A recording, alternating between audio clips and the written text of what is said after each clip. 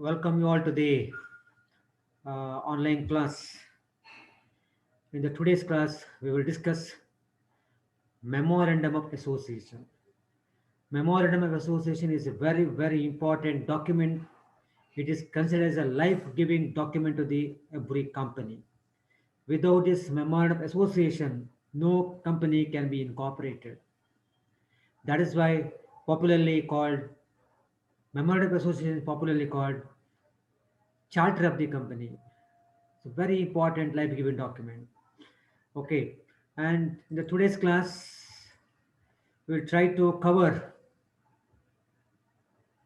uh,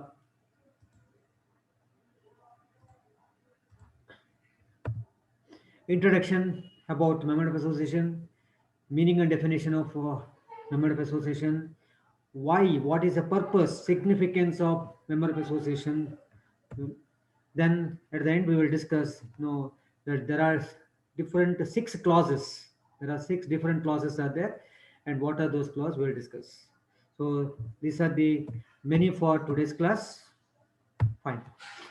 Now, as far as introduction is concerned,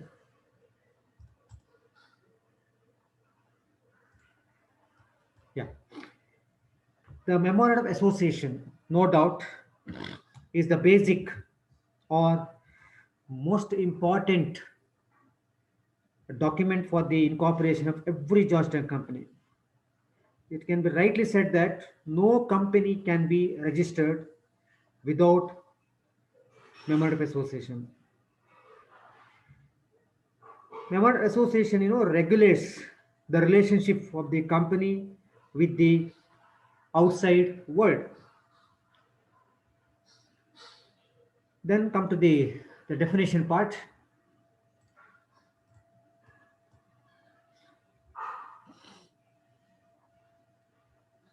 Under Section 2, subsection 56 of the Companies Act of 2013, memorandum of association means the memorandum of association of a company as originally framed or altered from time to time in the pursuance of any provisions of the Companies Act. So Section 2, subsection 5 clearly says that memorandum of association means memorandum of association of a company originally framed or altered from time to time in the pursuance of any provisions of the Companies Act. So that means it's a document which is prepared as per the Companies Act, provisions of the Companies Act.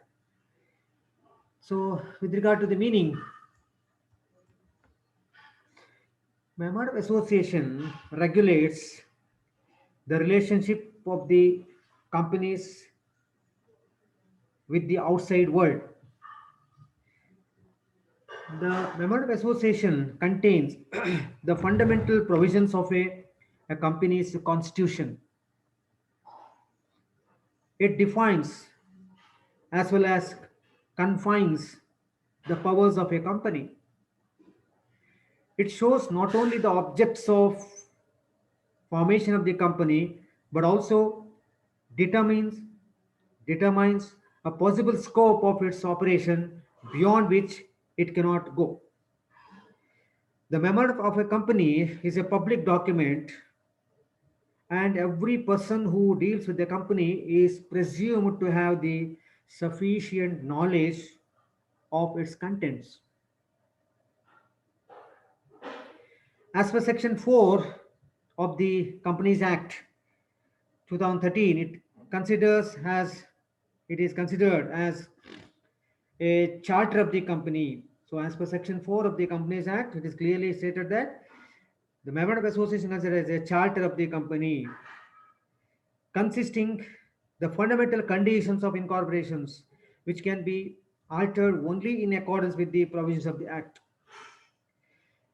Thus, no company can be registered without a memorandum of association. Hence, it is rightly known as a life-giving document. As per Section 7 of the Act, as per Section 7 of the Companies Act, The memorandum of association must be printed, divided into paragraphs, should be numbered consecutively, and signed by the subscribers, 7 in case of public limited companies and 2 in case of private company, in the presence of witness.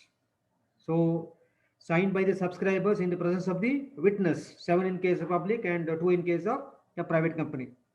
They have to sign before the witness, in the presence of the witnesses. Memorandum of association must be stamped according to the Stamp Act of the state in which the company is registered. Now come to the purpose or significance of memorandum of association. The very purpose, the very basic purpose of memorandum of association of a company is to make aware of its readers, that is, its shareholders or investors, of the object of the company. So the shareholders or investors must aware, and they must read the objects of the company, which are permitted under the law. So to disclose the objects of the company to the stakeholders or investors, shareholders, whomsoever. A company cannot act beyond the mentioned purpose in the object clause approved, unless approved under the law. Otherwise, it would lead to an ultra virus action of the company. Ultra virus means beyond the power. Ultra virus act means beyond the power act. An investor, like a shareholder or a stakeholders like a bank, usually checks the memorandum of association of a company to know about the permitted activities or permitted business to that company, to finally decide whether to fund that company or not. The memorandum of association company is a public document, and every person who deals with the company is assumed to have the sufficient knowledge of its content. So if you are an investor of a particular company, the memorandum of association assumes that you must have read the memorandum of association. It's a duty. It's your duty to read. It's your duty to understand the memorandum of association. So we can say that the memorandum of association serves a twofold purpose. It enables shareholders, creditors, and all those who deal with the company to know what its power are and what the range of its activities is. Thus, the intending the shareholders can find out the field in or the purpose for which his money is going to be used by the company, and what risk he is taking in making the investment. Also, anyone dealing with the company, say a supplier of goods or money, supplier of goods or money, will know whether the transaction he intends to make with the company is within the objects of the company and not ultra vires its objects. Now come to the contents or clauses of memorandum of association. This you can expect from the exam, semester exam, 12 marks. Okay. There are 6 different clauses. The first one is name clause.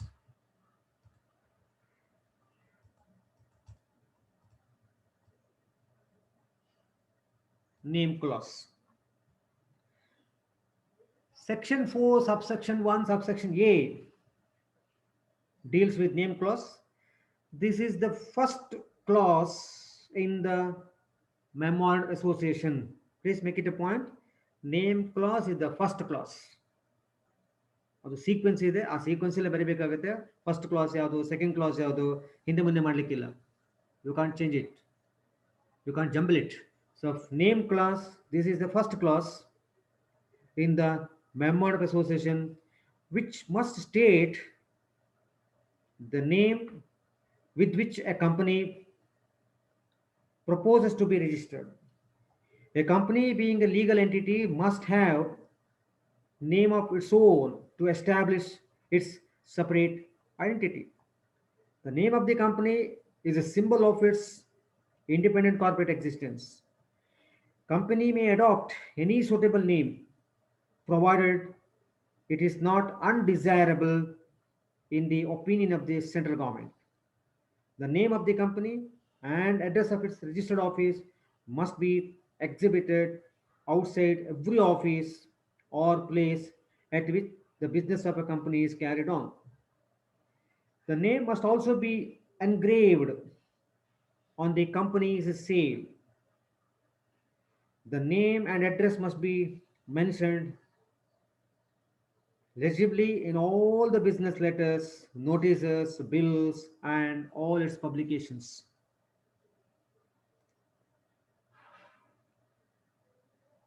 As per Section 4 of the Companies Act of 2013, few points, few rules mentioned in Section 4 must be followed while selecting the name of the company. Number one is the name should be or name should not be undesirable in the opinion of the central government. The second one is name should not be identical with the another company's name. Very important. Second point is name should not be identical with the another company's name as per section 4 subsection 2 subsection A.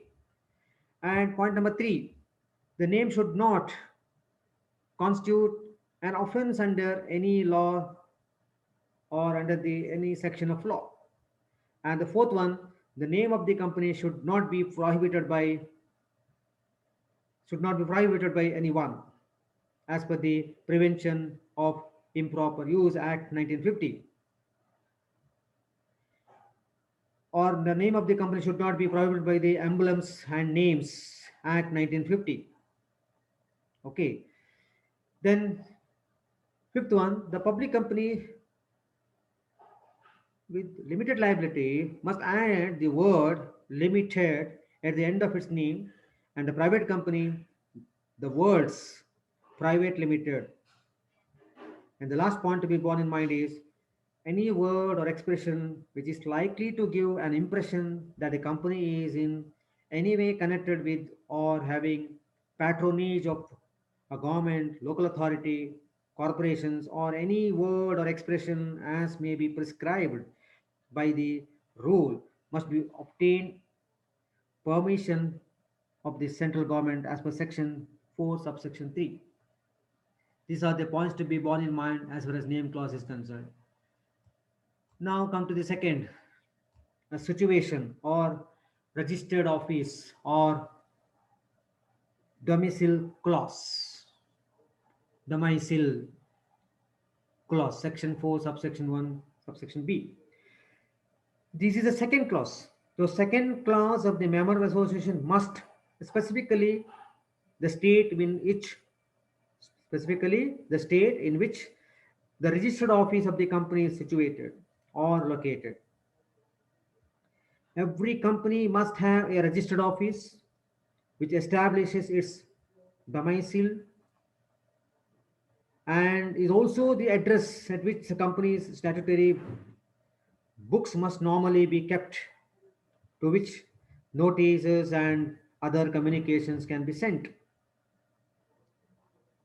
The notices of the exact situation or address of the registered office shall be given to the registrar of companies within 15 days from the date of the incorporation of the company as per section 12. So there is a concept called verification of the registered office. Subsection 2 of section 12 of the Companies Act 2013 requires that the company must furnish to the registrar verification of its registered office within a period of 30 days of its incorporation by filing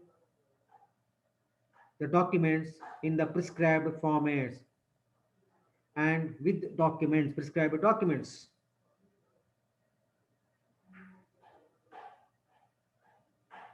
So, Rule 25 of the Companies,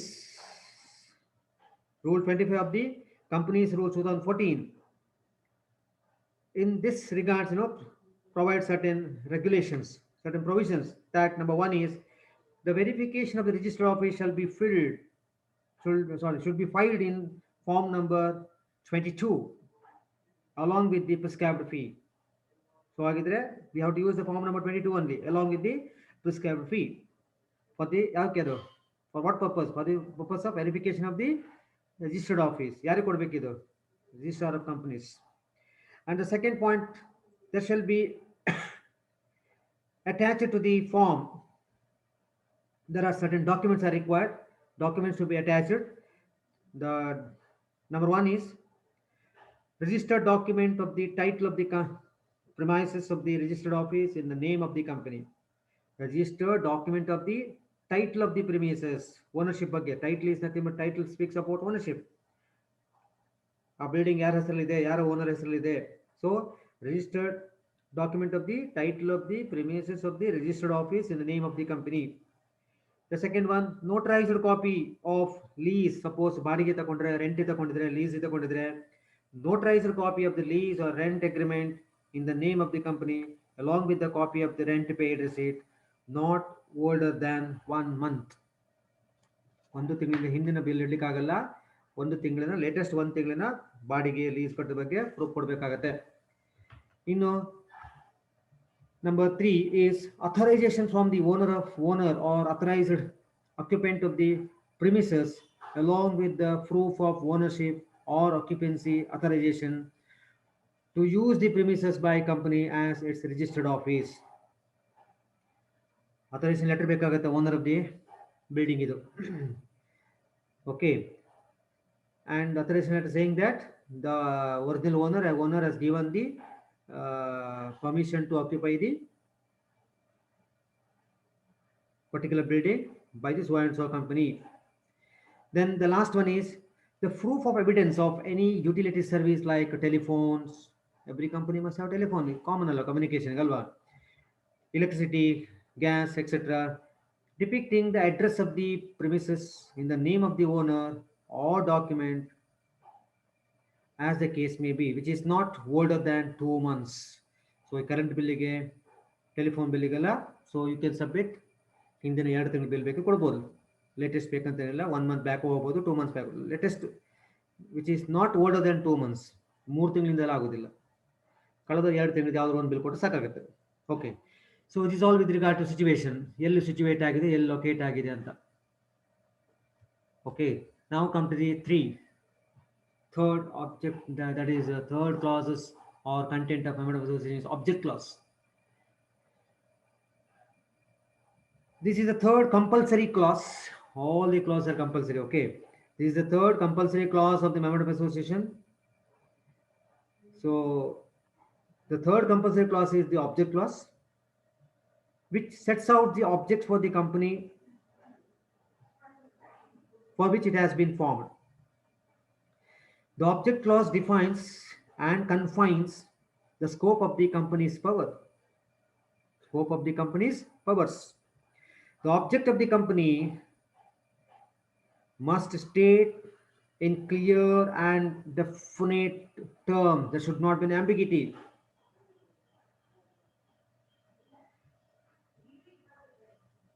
There are certain terms it should be clearly specified. Number one is the objects for which the company is proposed to be incorporated is clear ಆಗಿ ಹೇಳಬೇಕು.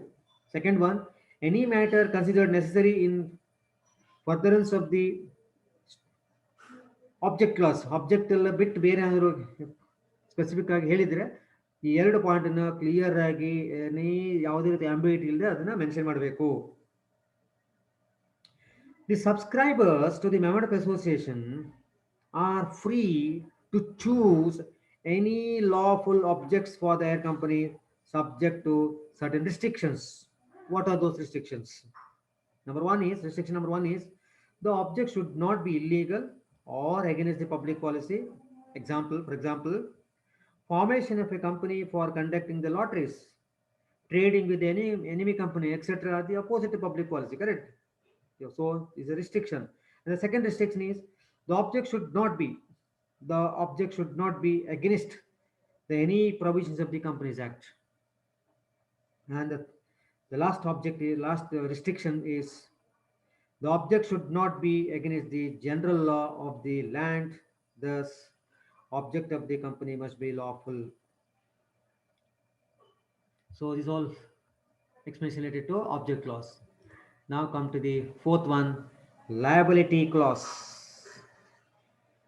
The fourth important clause of the all clauses are important. Okay, the fourth important clause of the memorandum of association is the liability clause, which must state the liability of its members.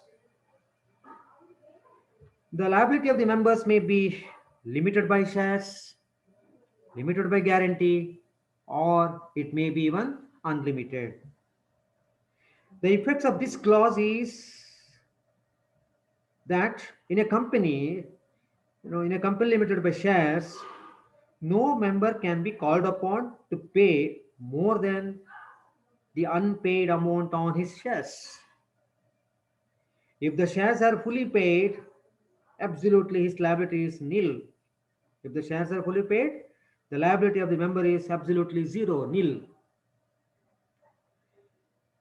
In a company limited by guarantee, the liability clause must state the amount which each member should undertake to contribute to the assets of the company in the event of the liquidation of the company.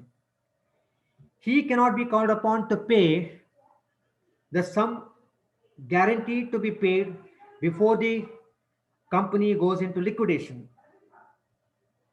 And in the case of unlimited company, you all know the term itself gives a meaning. The liability of the members is unlimited. And the fifth one is the capital clause. This is the fifth compulsory clause which must state the amount of capital with which the company is registered and its division in to a certain number of shares of particular nominal value. The capital mentioned in memorandum of association is variously described as nominal capital or authorized capital or registered capital. The effect of this clause is that the company cannot issue more shares than are authorized by its memorandum of association, except by altering the memorandum of association as per the section 94, which is provided. The amount of nominal capital is determined having regard to the present as well as future requirements of the company.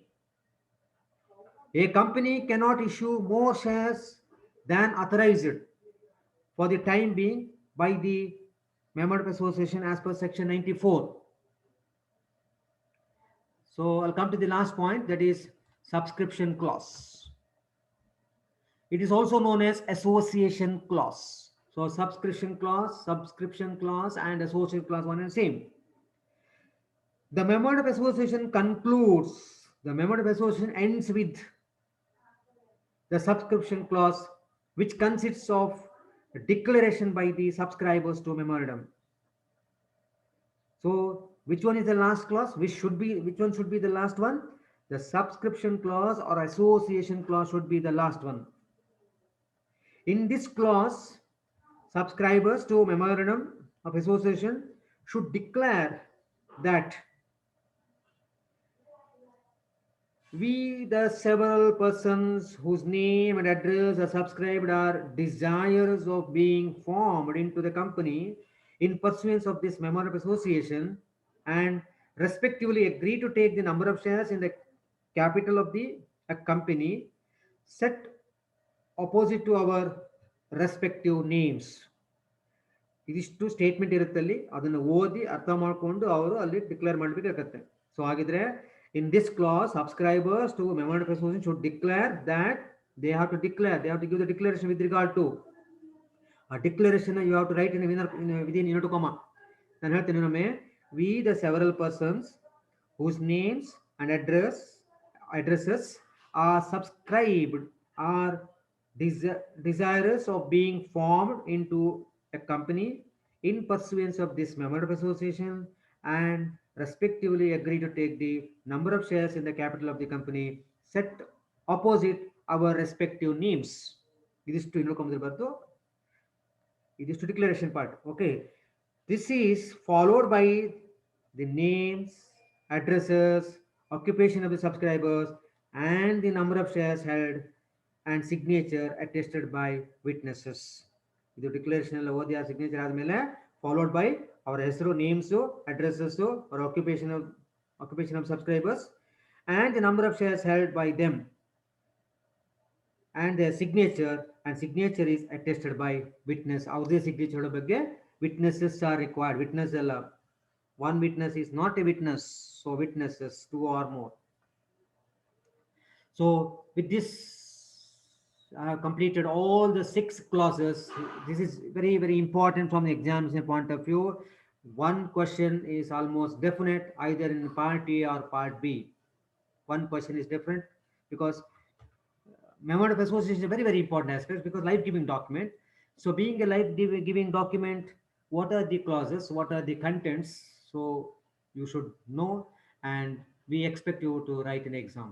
So that is why this question you can expect in the semester exam. So in the next class I will take the doctrine of ultra-virus. Doctrine of ultra-virus is a principle. Ultra-virus means beyond the power. We will discuss later on legal effects, so other meaning, all these things we will discuss in the. So next entire class is devoted to a doctrine of ultra-virus. So ಅದು ಸಹ ನಿಮಗೆ ಕೆಲವು ಸಲ ಬರುತ್ತೆ, short ನೋಟಿ ಬರುತ್ತೆ, you can expect in the part B. So ಅದಾದ ತಕ್ಷಣ then I will move on to the articles of association. Okay, so will meet you tomorrow. Till then have a nice time. Thank you.